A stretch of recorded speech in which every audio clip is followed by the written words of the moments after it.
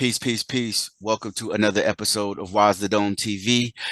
Today, I have a very, very special guest, um, an organizer, educator, writes dope articles, just a great all around person who's down for the cause of the oppressed. Um, you can also check her out on in the morning on Saturday mornings on Black Power Media on Saturdays with Renee. Awesome show. I suggest everybody make that a part of their schedule. But Renee, thank you for coming through. Thank you for the invite, man.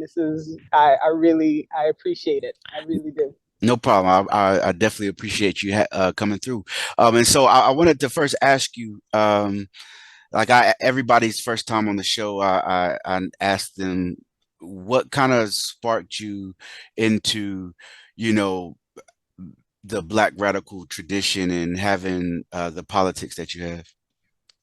So if we go way back, my Hmm. mother is really like she's like the quietest fire burner like on earth. Mm. Like Right. she's one of when my father was alive, he used to joke and say like, I used to think you were this quiet, meek person, but you are as strong as an elephant, and Right.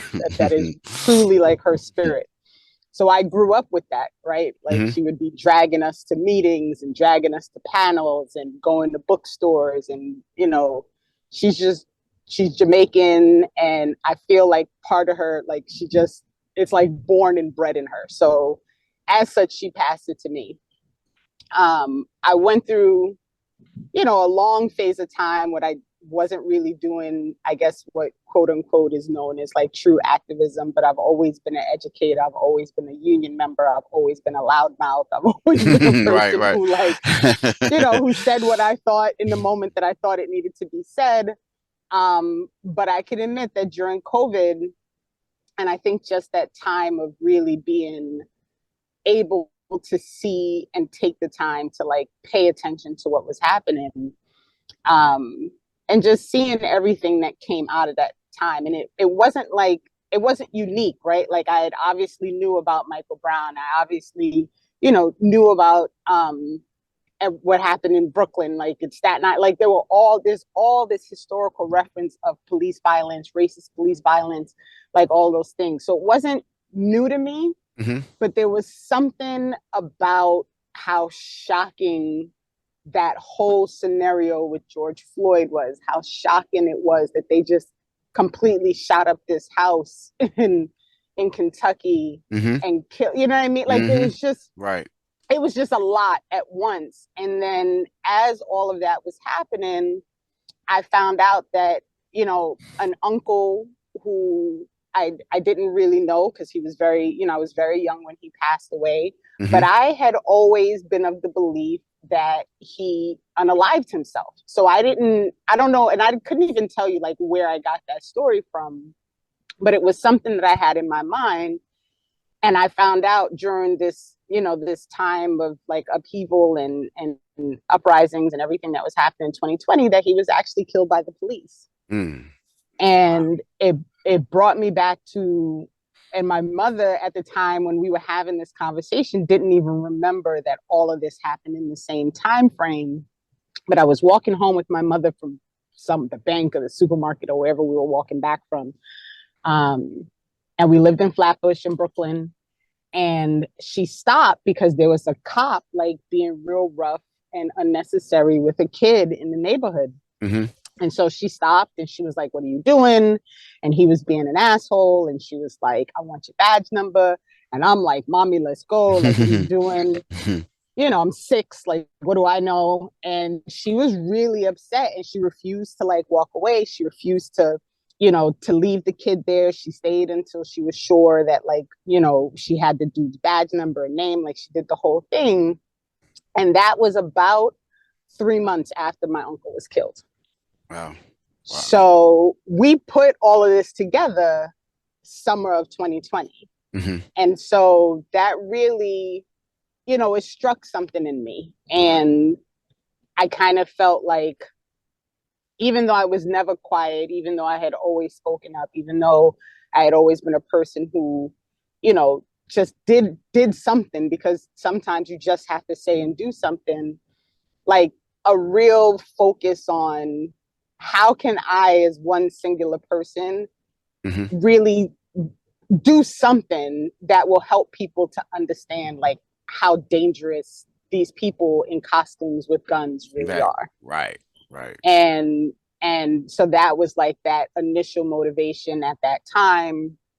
And I was just trying to, I wasn't really on social media. YouTube was just becoming like this thing where people were really doing different things. And I just started like reading a lot of articles and posting a lot of things. And I'd always been a person who, if I saw something, like wanted to really understand it and know more about it. So it's in my nature to kind Hmm. of research things and go into the background and learn more. And I just started sharing it in any way I can, with the hope that, like, one random person will see something or read something or learn something that gives them a reason to see things differently, or gives them a reason to understand that everything they think they know about policing is Right. literally like not reality about policing. You know what I mean? Hmm. And so that was a long short story, but No, no, I that's the got you. story of it. No, and that's the perfect segue because when I was preparing for the interview, one of the things that I read was your article, "Prisons, Policing, and Cop Cities That Cannot Hmm. Exist in a Democratic Society." Great Hmm. article, by the way. Thank you. Thank you. And so there's some things that I want to kind of unpack from the article that I think the audience, because like you mentioned, a lot of times, I mean, as Black people, we know our relationship with the police, but a Right. lot of times we don't know how deep the rabbit hole goes as far as the institutional corruption that Right. surrounds the policing in America. So I kind of want to Right.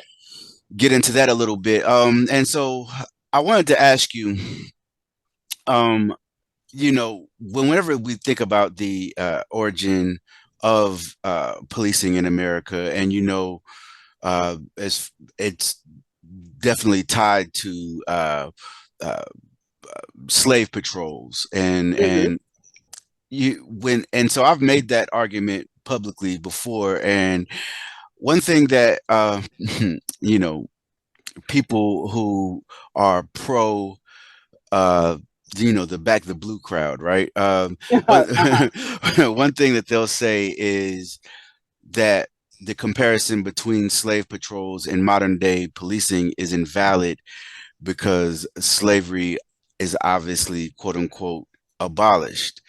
Um, and they don't see any ties to what happened historically with these slave patrols and how marginalized communities are policed now. If you can, like, what are your thoughts on just that idea that there is no connection between the slave patrols of the past and how policing is now?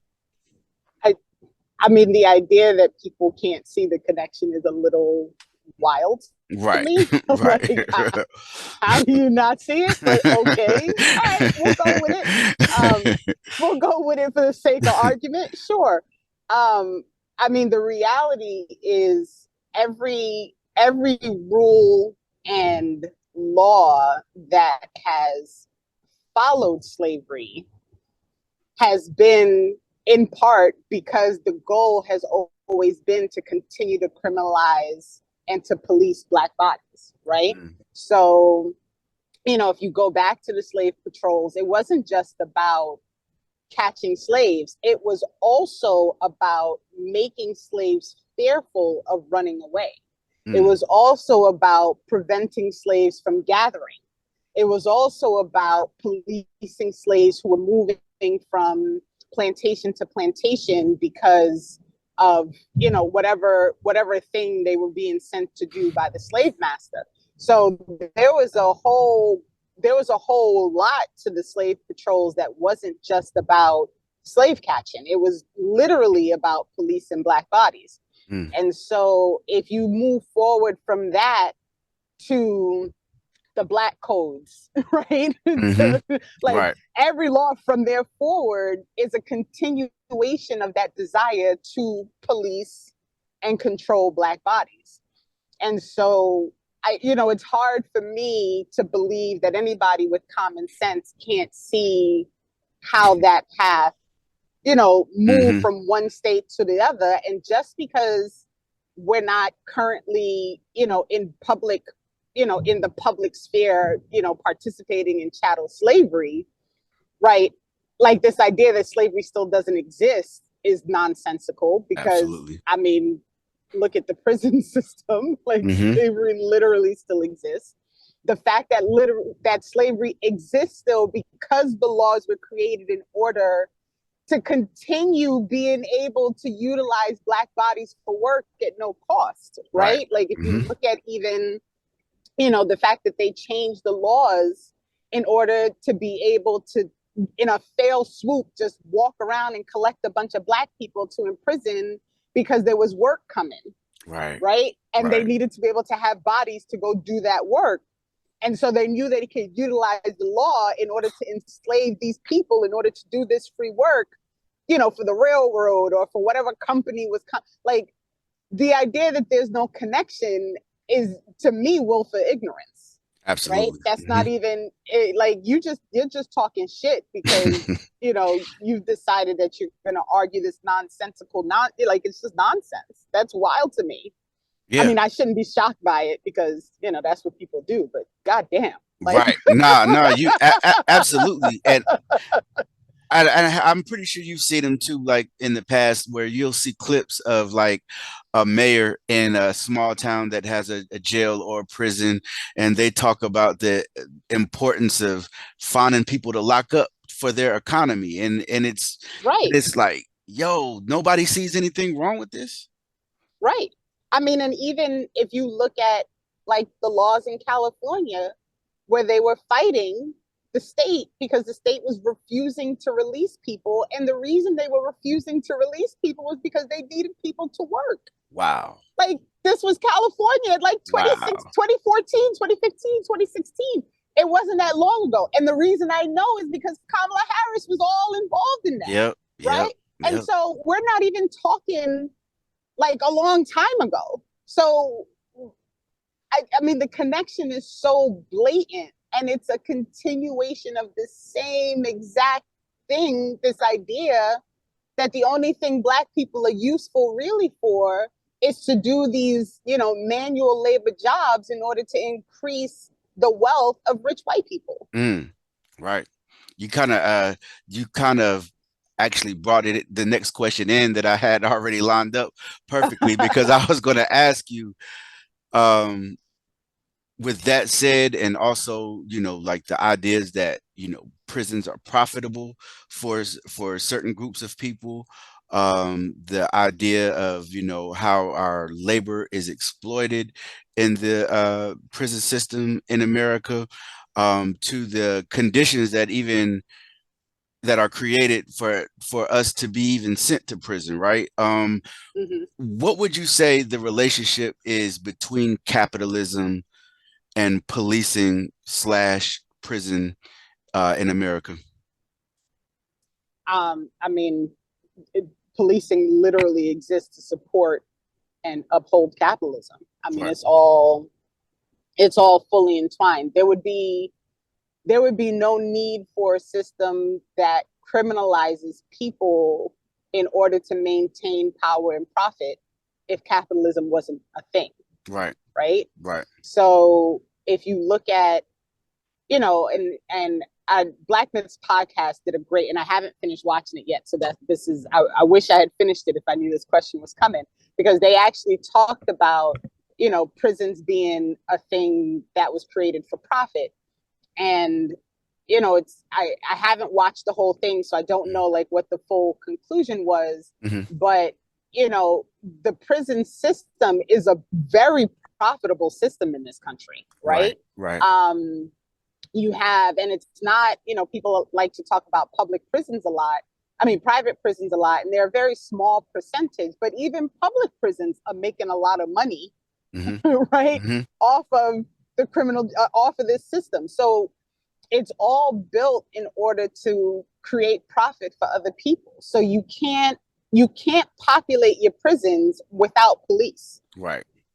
Right. Right? And you have to populate your prisons in order to create that system for profit for these people. And in order to populate them, you have to have these armed people, these, people in costumes with guns running around criminalizing people who can't afford to live. Right. Right? Because they don't criminalize the rich white folks who get over all the time by doing criminal shit. Right. Right? They criminalize the poor people who are really under the gun because of a system that they don't have any control over, because those are the people that you can most take advantage of in this situation. Right. Right. Right. Mm-hmm. A rich person is going to be able to bail themselves out. So what's the point in that? You gotta over police those areas and neighborhoods where people really don't have enough money, and where you can write a ticket and then you can put the person in jail because they didn't show up for whatever fine they were supposed to pay, or whatever, date they were supposed to appear in court because they jaywalked or whatever dumb shit they got the ticket or fine for. Mm-hmm. And then, you can leave them in prison for however many weeks or months or whatever, because they can't afford to pay bail, because how can they pay bail? They couldn't pay the ticket to begin with. Right. Like, the whole system is set up to do this to people. And it's literally all part of the capitalist machine. Absolutely. And that's one of the things that I don't understand when I have conversations with people who consider themselves, pro-black but pro-capitalism, because it's like you're not, it's this system. It's not just about this system, like from everything from policing to our what is it called? Uh, Everything from policing to environmental issues to any type of, it's all rooted in America. It's all rooted in, obviously white hegemony and capitalism. It's one and the Yep. same. And I don't really understand how a lot of people can't really see that. I guess the idea of one day becoming rich clouds their vision when it comes to that. But when we're looking at the police, especially, this should hit home for everybody, because this is something that can literally affect us as soon as we walk out our house every day of our lives, right? Right. uh, and so, like, this, it's not really a game to be playing with, and so when we think about Cop City in Atlanta, um I noticed that, you know Black Power Media and your show and the Remix Morning Show and EYL and just most of the other shows on there have mentioned Cop City. Several people in BPM are actually organizing around what's happening with Cop City, but I don't see it being. I see a lot of people still don't know exactly what Cop City is and what is happening, because it's not something that mainstream corporate media is even really talking about, and so, for obvious reasons, right? But when it comes to Cop City, um, can you just let the people know what Cop City is and why it is important for us to understand what's happening here in Atlanta? Well, there in Atlanta. Right. So this is an interesting question, right? Because I've Mm-hmm. been literally having this argument with somebody over email. Mm-hmm. So I found out about the Atlanta Cop City back in like late summer, early fall of 2021. Mm-hmm. And at that time, that's actually how I met Kamal Franklin, Mm-hmm. who is part of BPM. Mm-hmm. And we did a panel together. And one of the reasons that I was so like thrown back is because this idea that you're going to tear down a portion of a forest, and it's one of two urban forests in the entire country, Mm. right? And you're going to tear down 85 acres of that forest in order to build a facility for cops and police, both nationally and internationally. Because remember that Georgia has, serious ties with the international law enforcement community. Mm-hmm. The Gilly program with Israel is run out of Georgia. There are, I think it's like number 5. It's like top in how many military bases are within the state. So you have all of these things coming together in this place that the city had originally said they were going to save to be a green space, right? Because in 2017, the city plan was to keep Woolani Forest as a forest and to not disturb that green space and to instead utilize it for education, for the community. They were going to do, they had all these different things lined up in order for the forest to become a part of the Atlanta community. And then all of a sudden they were going to tear a big portion of it down and build like a fake city so that these people in costumes can run around and like shoot up the place. They completely, Atlanta and the Woolani Forest Group, they're under the eye, they were supposed to be under investigation because the water and that's a watershed area, it flows into the ocean going through that forest land. Right. So all of these things are affected by these decisions, and no one seemed to really be talking about it. And I was like, well, that's crazy. Like you're doing all of this, you're spending $90 million on this facility, and there's not one conversation happening in mainstream media about this thing. Right. And it really stood out to me. The argument that I'm having now over email is I am concerned about this idea that we are going to frame all police facilities based on Atlanta. Right? And the reason I say this is because I assume you've seen the map. Maybe I shouldn't assume that, but I assume you've seen the map. I've seen it. And what someone said to me essentially was, I think you're going to have a hard time convincing people, that a public safety facility in New Hampshire is a cop city. And my response was, I think your problem is you are trying to, create a one-stop standard for what a cop city is. Right. And the issue we should really be concerned about is the expansion of the police state across this nation. Because why is that necessary? Right. Why is there such this growth of funding and construction in order to support people in costumes with guns who are not trained to take care of people, but are instead trained to look at everybody as an enemy? Right. Why is that the focus? And so, I do believe that Atlanta was like a spark for,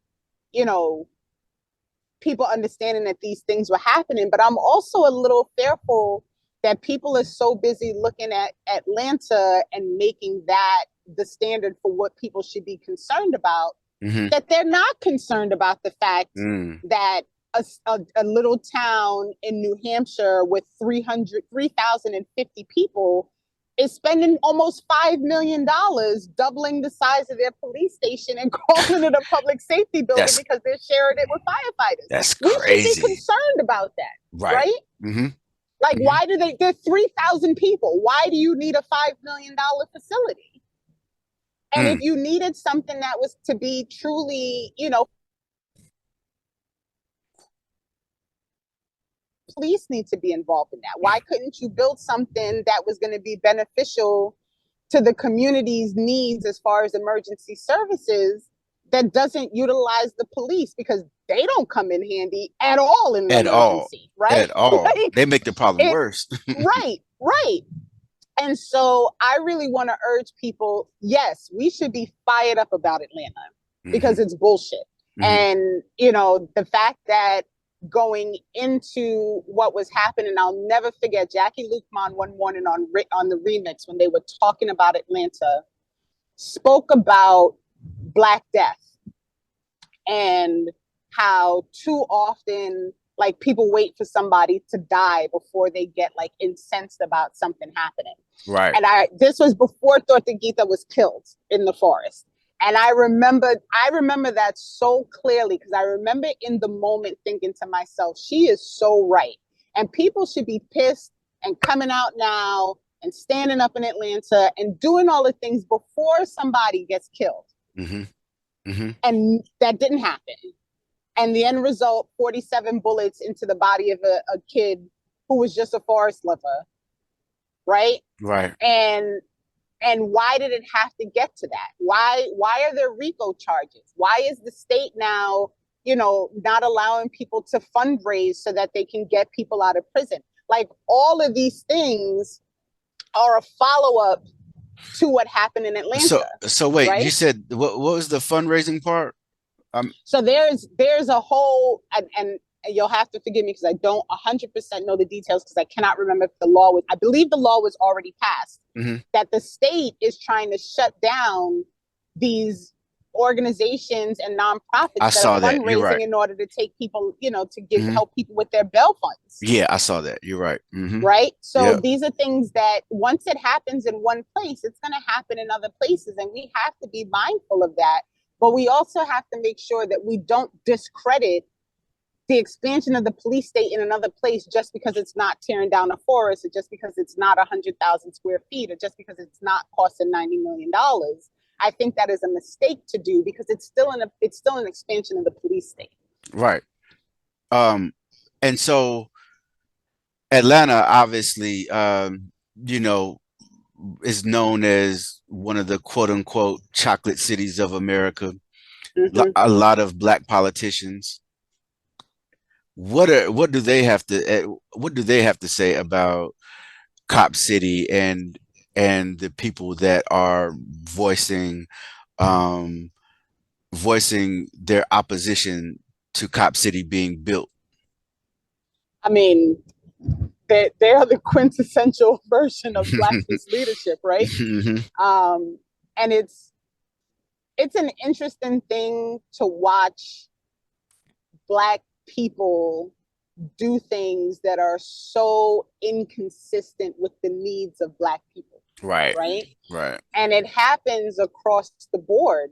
It's the same reason why, they'll send a black person, it's the same reason why there's a black woman who does all the press for the White House, right? It's Hmm. the same reason that the UN representative is a black woman, right? The head It's of so AFRICOM is a black man.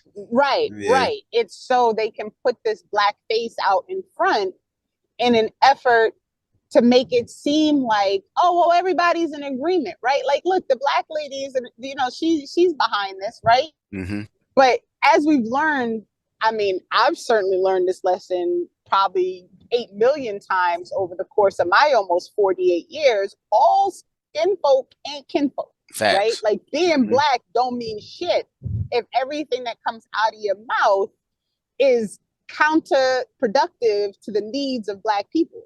Hmm. And so this is what I see, the Atlanta leadership as. And I know there's some people who are, trying to pretend on the sly like they're doing something useful. But in the end, all they've done is put in a big obstacle in the way of any effort to stop this facility from being built. And they're completely in line with the police department and with the Atlanta Police Foundation and with all these other fools who are just utilizing this opportunity to expand the police state. Right, right.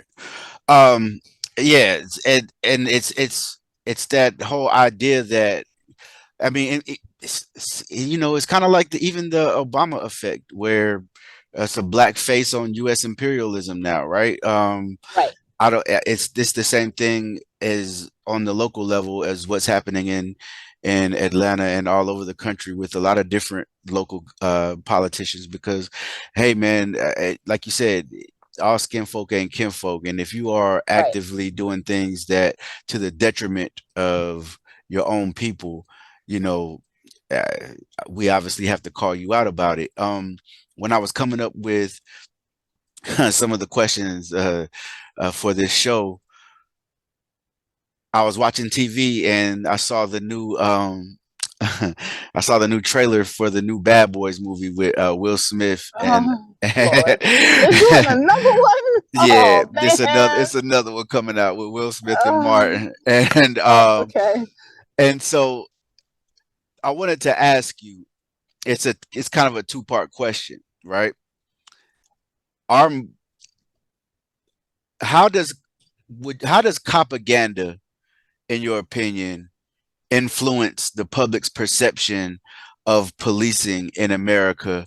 And also, would you consider the Bad Boys series propaganda? Okay. The second question is easy. Hell yes. 100%. Right? Because the goal is like, look, these black dudes are like regular people and they're cops, right? Like, Right, right, and right. listen, not for nothing.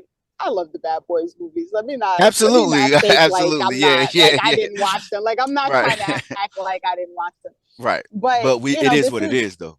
it is what it is, right? Mhm. And it really is a serious problem. And I'm not I'm not 100% sure like how we get out of this perception that has been totally built by propaganda of what police are, right? Mm-hmm. So it's really interesting that this is the question you're asking. So I'm doing this monthly abolition group, Mm-hmm. and we meet once a month on alternating Tuesdays, and our last topic was propaganda, Mm-hmm. right? And I got to shout out Chuck Modiano, who jumped on a Zoom with my group from DC Dope. to help us talk about it, right?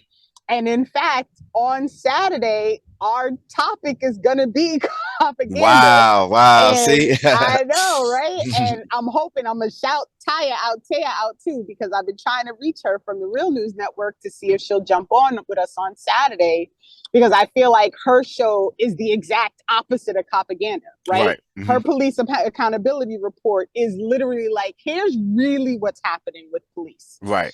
Um, but propaganda is such a tricky thing because it's built into everything, right? Like literally, if you think about the amount of TV shows, movies, series, Netflix, all these things where the cop is trying to solve the problem, right? The cop is the good guy. Or, you have one good cop who's trying to like, show the truth about all the bad cops, right? Right, right, right, right, right, Like right. every single, like so much of it, because the goal is to really get the public to have this this subconscious idea that police are really there to serve and protect. Mm-hmm. Right? Mm-hmm. The overall goal is to make sure that the communities are safe, right? Right. And even in the stories where there are bad cops, right? Mm-hmm. It is not, it's always because they're trying to tell the story about the good cop that was trying to stop them. Right. Right? Or the cop who was the whistleblower, right? Mm-hmm. Like very rarely do we talk about the system that has allowed these people to be able to be what they are, because the system is the problem. Right. Right. Right. The whole, it's not one bad apple. The whole fucking orchard is rotten. Mm-hmm. Right. And so it's when I really think about like how deeply rooted propaganda is within everything that we experience on a daily basis, I mean, it's mind blowing. I'm glad you said it's that. mind blowing. I'm glad you said that, because a lot of times when we think of propaganda, we think of like reality TV shows like Cops, right? Right. Mm-hmm. But there's propaganda in any damn show that actually has a police officer in it, because they're going to portray that police officer as the hero there to save the day, to protect and serve the people. Right. Right. And seeing that over and over for our entire lives. Right. Yeah, that's a heavy seed that's being dropped on the on the people's mind, because it's like, It is. damn, from the time we are children, you know. It is. And if you, so in preparation for our monthly meeting, my one of the things that I wanted to do was so the point of our abolition group is to provide like a lesson plan and a guide that if you participate in the group, you like walk through what the actual lesson is. So then you Hmm. can then turn around and bring it back to your group, your community, your Mm-hmm. organization, whatever. So the goal is, each one teach one. So you come, you participate in the lesson and the conversation, and then you take away from it and take it back to wherever you're coming from and Right. share that same thing with another group. So in preparation for that, I really wanted to find, like a video that we could share, that we can tell people, like, for people who really don't understand what propaganda is, here's some videos that you can share with your group. And I found like three or four, and I'm not gonna remember the one that because there's a guy who has like a whole series on propaganda, and I was really like, oh, I didn't even know this dude existed. Hmm. And I did not know that when that first cop show that everybody talks about, and I'm gonna blank on the name of it now. You talking about back in the day, Um, like in the 90s? that like no, back in like the 50s, Oh, and hold on. Andy Griffin was a cop, wasn't he? he was, but it was actually a cop show. It started like these are true stories in because it was Oh, based out of LA. I know. Hold on. Yo, you can keep going. I'm just looking it up All because right, so yeah, because Chris Richards would kill me because he talks about it all the time, and I'm just blanking on it right now. So that cop show was basically co-signed by the Los Angeles Police Department. mm, So every show that was released via that series was done in connection with the Los Angeles Police Department. So not only did they co-sign on it, they were able to change it. So, if the police are telling the, you know, the people who are writing this program, right? hmm, Like the writers, like, oh, no, no, no, no, no, don't do it this way, do it this way. Like anybody who has the ability to have that level of control over a show is going to do it in a way that makes them look good. wow. Right. Right. Right. So this was the beginnings of how policing was shaped by how policing on TV was Hmm. shaped by actual police officers Right. who were trying to make sure that they had a certain representation on this television show that was about like this one police officer who was solving crimes in LA, Right. right? And so when you consider that that's how it all started, Wow. and that there is to this day, the Los Angeles Police Department plays a role in Hollywood across the board, Wow. Wow. right? Hmm.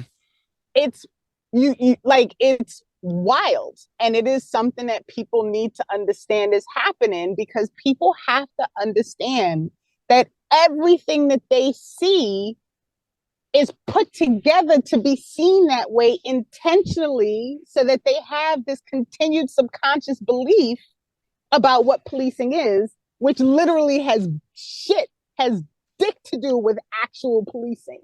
Right. Right. And I'm glad. Yeah, that's deep. Just to even because even you know, like Tyler Perry is clearly pro cop, and wasn't there some what didn't he wasn't there an idea of Cop City also being used in these propaganda films and shows that they Yeah, in the future, and Tyler Perry was somehow involved in this as well? yeah, because there's a portion of the forest that's actually planned also to be used as a movie studio that Tyler Perry is in bed with. And obviously they'll be able to utilize some whatever is going on within this facility that they're trying to build right now. Mm, So it's all linked together, and that is all intentional, right? right. This it's crazy. Like they had us. as children playing cops and robbers, and us thinking that the Right. cop was the good guy, right? You know what I'm saying? Right. Um, Right.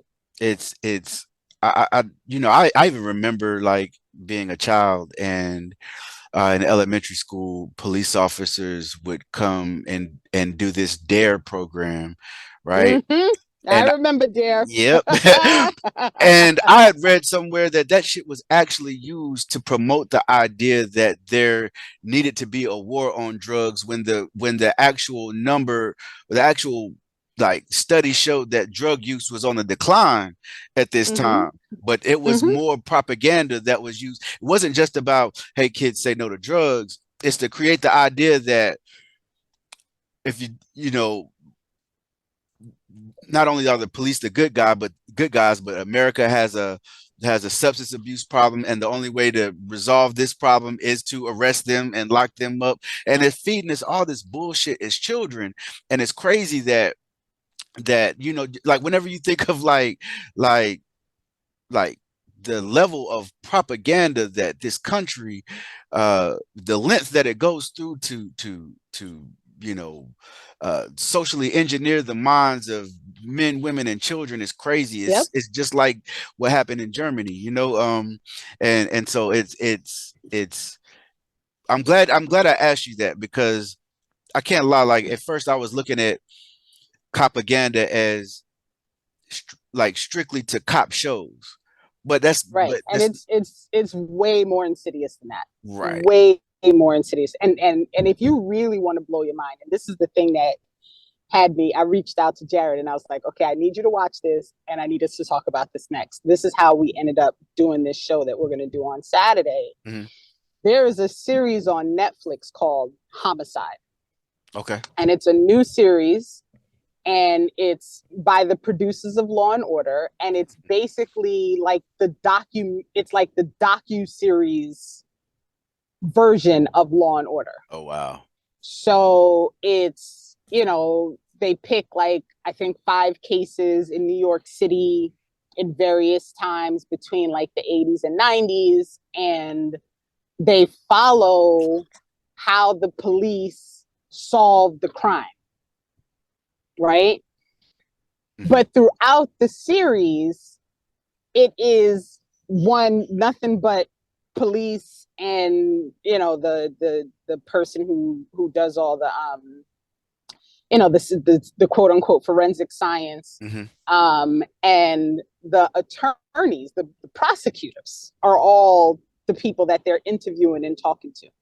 Sometimes they talk to the victim's family or friends or whatever, but the whole thing is like this vision of like how much these cops care and how much they really wanted to solve the crime, and how they work so hard together to make sure that the families get something, that they can get some relief from knowing that the crime was solved. It is so full of absolute bullshit, Right. right? But if you don't watch it with an eye to understanding what propaganda is, you would fully be drawn in Right. Right. into this idea, like this ideological belief that like cops are really these hardworking good people who just want to do the right thing. Right. It's wild. It is wild. And And I it, was so taken aback, like halfway through the first episode. I stopped it and text Jared. I was like, you need to watch this thing right now. We need to talk about this. right. And but it's crazy because there are people that are going to watch that show. It's going to become top 10 for the next Yep. couple of weeks on Netflix. And what Yep. happens, and what the issue that a lot of adults don't realize, they'll say, hey, I'm not a child, I'm an adult, propaganda doesn't have any effect on me. But Mm. if you continuously watch, it does in subtle ways, right? Mm-hmm.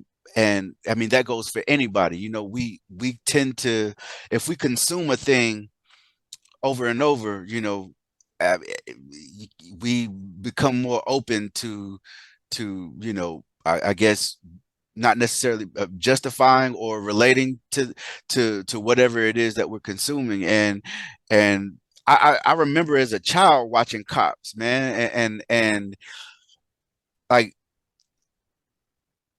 I didn't.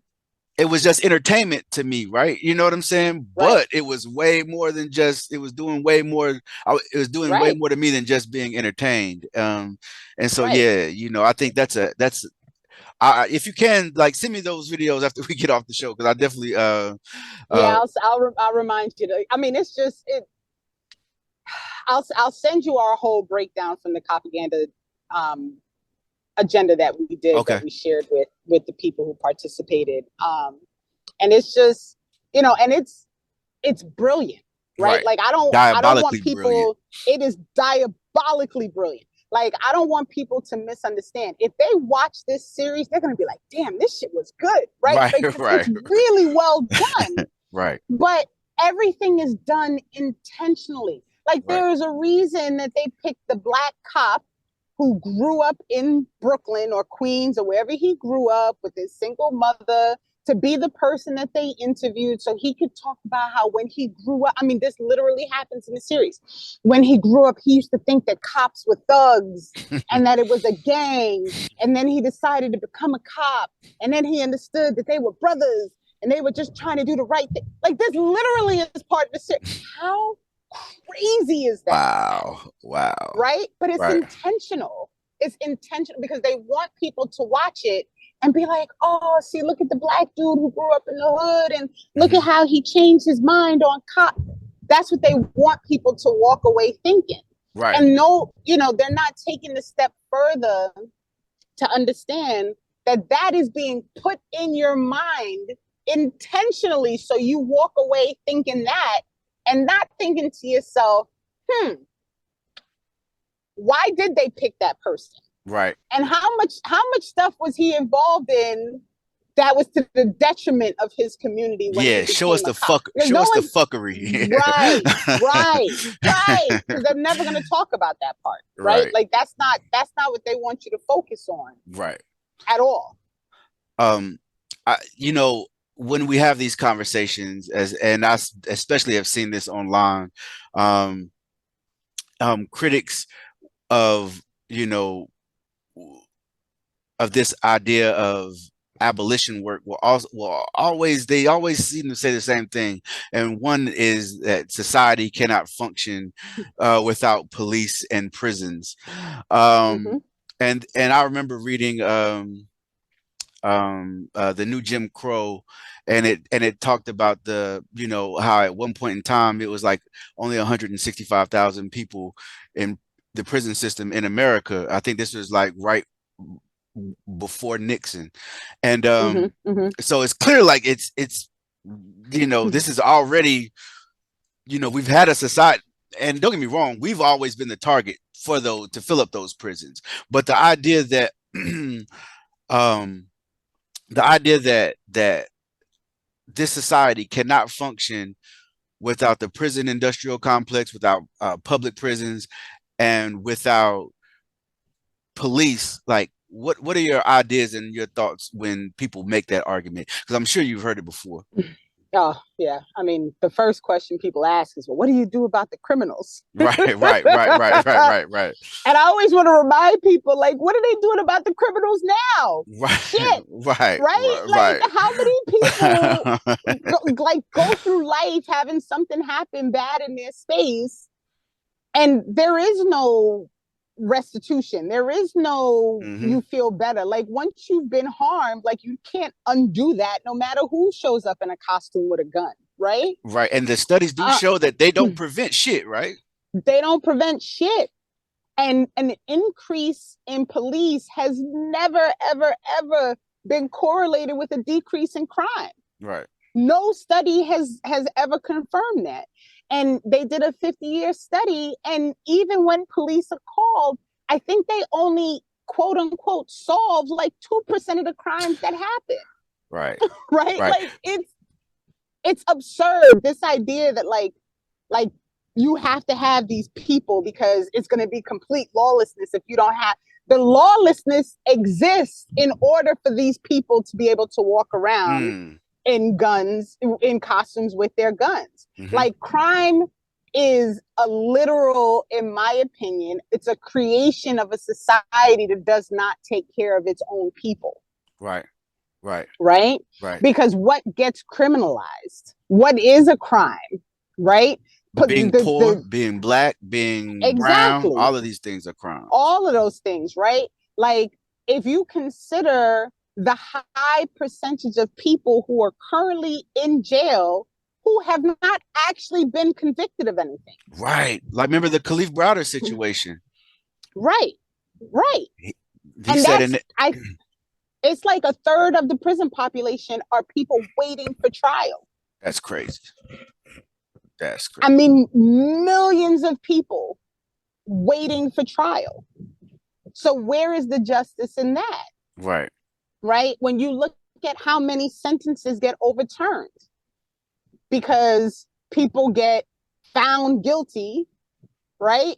Hmm. But then they find out later they didn't actually do it. And this person has lost 15, 20, 25, 40 years of their life Right.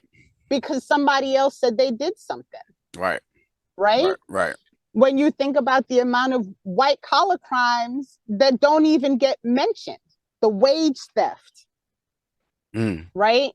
The like you have people who literally steal millions of dollars from people who can't afford to lose that, Right. right? Right. And they're free and clear to do whatever they want with their life, Hmm. right? I mean, there's a documentary on Netflix called Bitcoins, and it is about a group of people who basically made up a Bitcoin company, stole millions of dollars from their customers, and the dude is basically like, "Yeah, I just turned in my partner so that I didn't have to go to jail." And he was like talking about he's getting married, like he's living the fucking life, Wow. Wow. right? Because that's okay. It's okay to do that type of crime, Right. right? But don't mess around and steal some milk from the store because you can't afford to buy milk, because then you're the real criminal. Right. Right. Right. And that's so terrible. Like, and even the way that they've, obviously we know that the war on drugs was the war on black people. And we've seen other nations decriminalize drug use, and it actually brought drug use down. Right. Right. And it's just, yeah, it's a terrible web of just and just being in this police state, and especially now that technology continues to grow, and we have police and how they're going to be using AI and facial recognition, and there are already instances of facial recognition, like picking out the wrong black man. You know what I'm saying? Like, Uh-huh. Because AI is absolutely racist. There's a right. there's a whole documentary I about saw that I too, saw about the that. I saw bias in that. Yeah. AI. Yep. Man, And it's wild. yep. And then like that Boston Dynamics company with the making the robots, and how they said that they would, never use that like for policing, and now I guess they They're got the using it for bag. policing. Yeah, Right, yeah. right, right. It's crazy. We're coming obviously into election time, and um it's interesting, right? Because when we look at like the Republican Party and the Democratic Party, and we see the things that they fight and argue about and act like they are, diametrically opposed to each other about.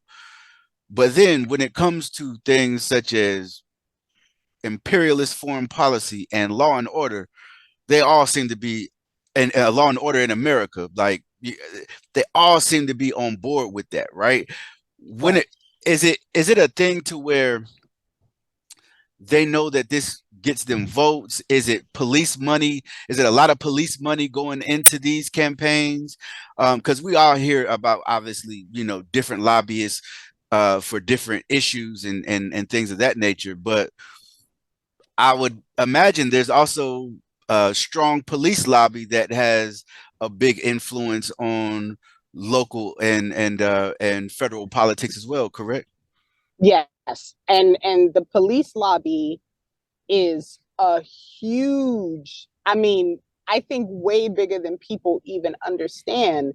They play a humongous role in this entire situation.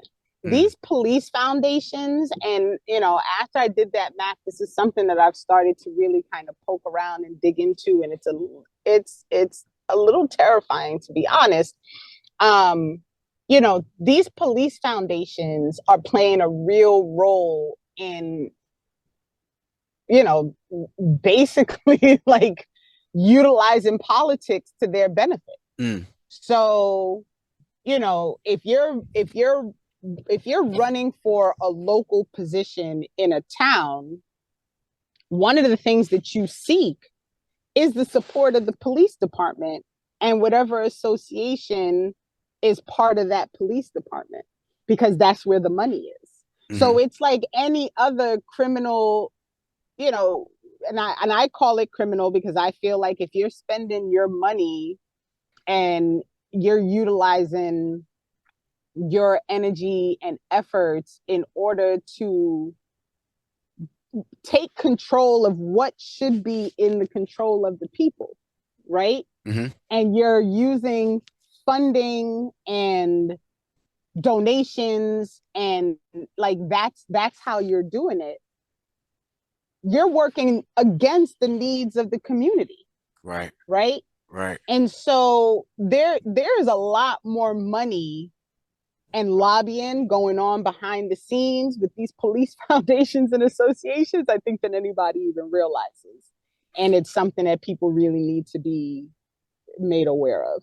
right. And because we've seen them flex their issue on I mean that we flex their power on um, many federal and uh, local politicians, and if they don't get what they want, they make a big noise about it. And so it just, whenever it comes to the idea of, so then you have a police chief, right? And and and you have police lobbyists and police unions, and all of this protection that the police have that allows them to, in a lot of cases, commit crimes against us with impunity. When it comes to like electing a politician, without, in a lot of cases, without the support of the police, that politician, it's much harder for them to get elected. And then it Right. goes even further to the idea of when these things do come up, when a story about police making national headlines for some form of brutality or murdering someone, um, who's it's like they're always slow to investigate. Or police investigating police. Like, how that's, first off, that's crazy as shit to me. But how can police be held accountable for the things that they do, that, I mean, well, for killing us and for beating us? I mean, let's keep it simple. How can they be held accountable for that? I mean, they can't be, Right, because the system was not built to make them be held accountable for that behavior, right. right? Hmm. So, part of the reason that, you have qualified immunity and you don't have the ability to sue a police officer directly, Right, right? right. Like, all of these things are in place in order to prevent them from being held responsible for their behavior. Hmm. So that's why I always say, like, the whole system has to go, Right. because you can't fix this Hmm. because it was built to work the way it's working, Right, right, right? And that's really the genius of it. When you think about it, is like, it was literally built to be this way. right, right. So you're not going to be able to fix it because it is working exactly the way it was built to work. I'm glad you said that, And because a lot of times that's the thing. People will say, you know, we have to fix the system within or from within, and these type of things, when the system is not broken at all. It's Right. designed to be the way that it is. And as soon as we approach it that way, we'll understand why abolition movements are important. Because for this, obviously, like, we know that this what this country is on, and we know the history of this country, from the genocide of the natives to the enslavement of African people, to the continued oppression, from then to now. But this country portrays itself as the leader, the global leader in, um, innovation, and this is the standard of how we're supposed to live, and this is the standard of what a society should look like. And we have 1.8 million people in prison in this country, by Mm-hmm. far the highest in the world. Mm-hmm. Mm-hmm. And we I talk think about, there's actually a stat on that, and I wish I could remember exactly because it's something crazy. Because where the U.S. population is actually a minority in the world, right? I think we're mhm. like 20% of the actual world, but we hold 40% of the prison population. Like it's crazy So what does that when you say think of it. for you? Like, what does that say about, like, like, one of my favorite songs, obviously, from Dead Prez, is Police State. And for people to not understand, well, like, if you can, like, how would you explain what a police state is, right? Because I think we have to be really conscious of of the terminology we use, and not sugarcoat anything, right? And so, Mm-hmm. what what is a police state? So that's a great question. I'm gonna have to really make sure I figure out how to frame this properly. So the police state is a living environment in which you are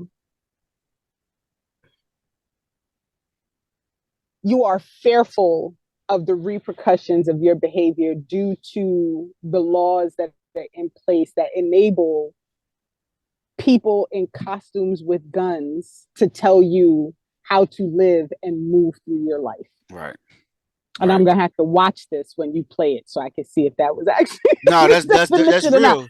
And But to add the surveillance and constant right, monitoring of communities right, and people, yeah, that's right. absolutely correct. And it's all in order to ensure that you are moving and living in the way that the state determines you should be living and moving and going about your day, right? Hmm. Part of the reason, in my opinion, that the US is so hell bent on making sure that the rest of the world complies to what it's doing here is because if everyone is treating its population the way the US treats its population, then there's nothing to compare it to, right? Right, right. Like if if you go and you destroy any ability for a country to be socialist, right? Hmm.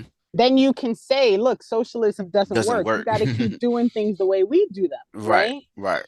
And no one ever questions, well, why didn't it work? Well, it didn't work because the US sent a CIA agent to go fuck up Yeah, what was facts. being Hit built them with there, right? sanctions and Like, embargoes, and yeah, it's right, not gonna like work. like it's never going to work when you have a nation that has the military power and the money that the US has in order to go in and facilitate destruction within that country or Right. within that state. Like the goal, in my opinion, to everything that the US does is in order to maintain its capitalist homogeny. Like Hmm. that's the point, Hmm. right? Do things the way we do them because people will look at other countries and be like, "Oh, well, it's better in the US." Well, why do you think that, right? Like Hmm. that's all in your mind because maybe the people are happy with the way they're Right, living, right? right. Yeah, no, that's real. And so I wanted to ask you one last thing, because and again, thank you for coming on. Everybody, make sure y'all tune in this on Saturday mornings, Black Power Media, with for Saturdays with Renee. It's an amazing show. Amazing commentary and amazing guests.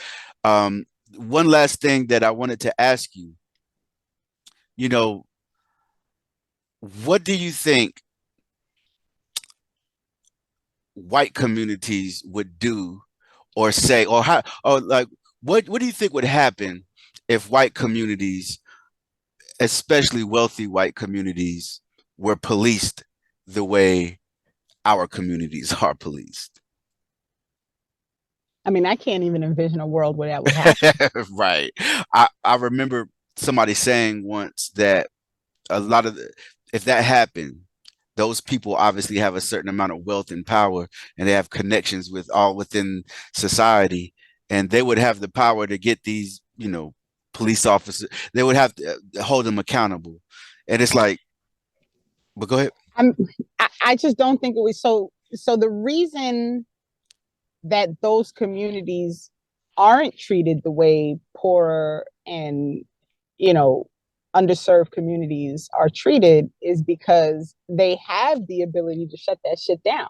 Right, So, you know, the the police as it exists in most in those in underserved and over policed communities can never exist in a rich white community because they ain't having that. right, They're not trying to let that happen. And they have the resources that they need in order for them not to be overwhelmed by a system that does not exist in order to support its citizens, right?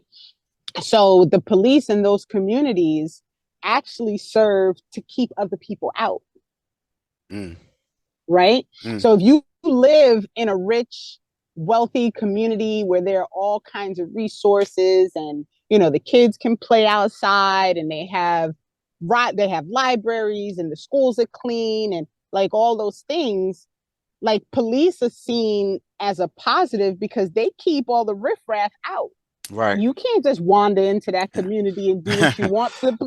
They coming for you. They don't like what you're Right, doing here, right, right? right, So it's a whole different version of policing when you live within that community because they're there again to protect the capital and wealth of that community and to make sure that you don't allow other people to come in and create a disturbance. mm, mm, right, right. Renee, again, I wanted to thank you for coming through. It's always an honor to build with you and have these type of conversations. I appreciate the work that you're doing, um, you know, on and off, the tube, right? Because this type of education is extremely important for all of our people. And so, again, thank you for everything that you do. Thank you for the invite. I really, you say it's like to me that you want to talk to me. I'm like, oh, that's dope. So thank you. I appreciate the invite. No, no doubt, no doubt. And again, I appreciate you. Saluting to the next time.